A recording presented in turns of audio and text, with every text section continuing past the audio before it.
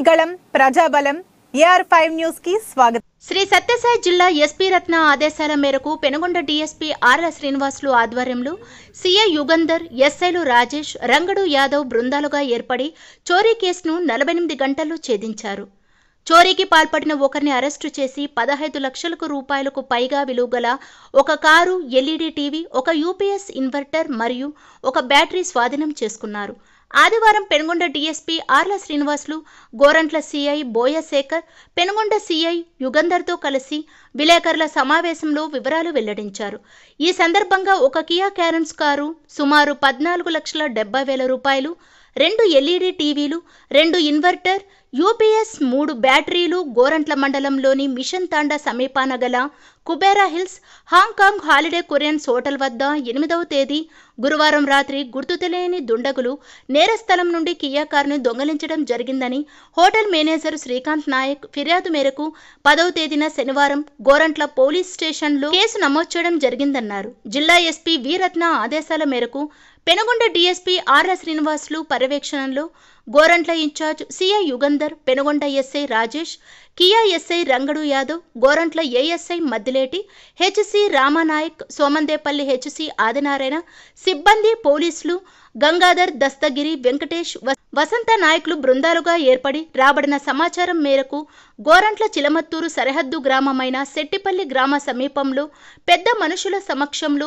వాహనాలు తనిఖీ చేస్తుండగా ముద్దాయి అయిన వడ్డే రమేష్ తండ్రి లేట్ చిన్న నారాయణప్ప రామన్నపల్లి గ్రామము గోరంట్ల మండలం దొంగలించబడిన కియా కారులో వస్తుండగా అరెస్టు చేసి అతని వద్ద ఒక ఇన్వర్టర్, యూపీఎస్, ఒక బ్యాటరీ, ఒక ఎంఐ కంపెనీకి చెందిన 32 ఇంచుల ఎల్ఈడీ టీవీలను స్వాధీనం చేసుకున్నట్లు డీఎస్పీ తెలిపారు.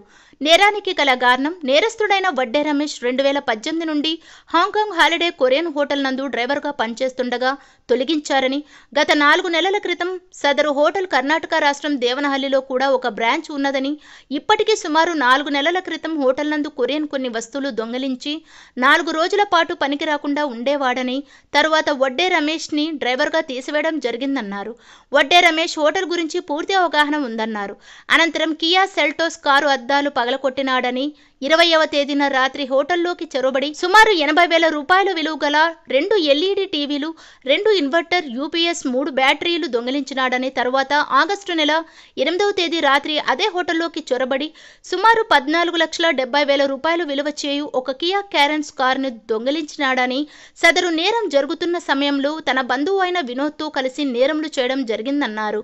అతను పరారీలో ఉండగా గాలిస్తున్నట్లు తెలిపారు. అయితే ఈ కేసును ఛేదింపులో క్రియాకీలకంగా వ్యవహరించిన పెనుగొండ డీఎస్పీ ఆర్ల శ్రీనివాసులు, సీఐ యుగంధర్, ఎస్ఐలు రాజేష్, రంగడు యాదవ్, పోలీస్ సిబ్బందిని ఈ సందర్భంగా జిల్లా ఎస్పీ అభినందించారు. 20 తారీఖు 2 టీవీలు, 3 బ్యాటరీలు, 2 ఇన్వర్టర్లు తీసుకెళ్లారు.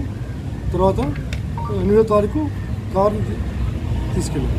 కాబట్టి ఇది బృందం అంతా కష్టపడి 48 అవర్స్లో దీన్ని చేయించి కారును స్వాధీనం చేసుకున్నాం. ఇప్పుడు పెనుగొండ ఇన్ఛార్జ్ మన పెనుగొండ సీఐ గారు అరెస్ట్ చేశారు.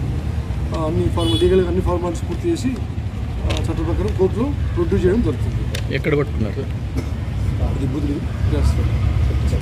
కార్లో వెళ్తా ఉంటాం.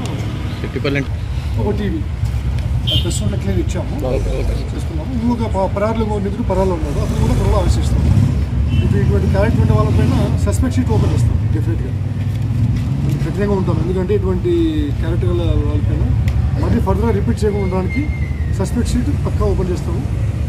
ఫర్దర్గా లేకుండా ఎస్పీ గారు చెప్పారు కఠినంగా యాక్షన్ తీసుకోవాలి. తర్వాత ఎవరైతే కష్టపడ్డారో ఏఎస్ఐ అండ్ టీమ్ సిఎస్ అందరికి కూడా మేడం గారు రివార్డ్స్ ఇస్తామన్నారు. అది మీకు షేర్ చేసుకుంటారు. ఎందుకంటే బాగా కష్టపడ్డాము.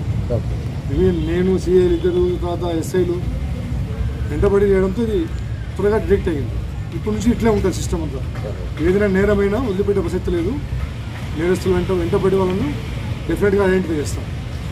కాబట్టి ఎవరైనా కానీ విలేజ్లో కానీ బయట కానీ law and order problem create చేయాలన్నా కానీ ఈ బార్డర్ ఏరియాలో ఇలిసిట్ లిక్కర్ ఏదన్నా తీసుకురావాలని ప్రయత్నం చేసినా డెఫినెట్గా ఒక కేసు దాటితే ఇంకో కేసు దాటితే డెఫినెట్గా వాళ్ళపైన సస్పెక్ట్ షీట్ ఓపెన్ చేస్తాం 100%. ముఖ్యంగా నా సబ్ డివిజన్ పరిధిలో అంటే గవర్నమెంట్కే కాదు, మొబైల్ గ్యాంబ్లింగ్ మొన్న పెనుగొండలో దొరికారు.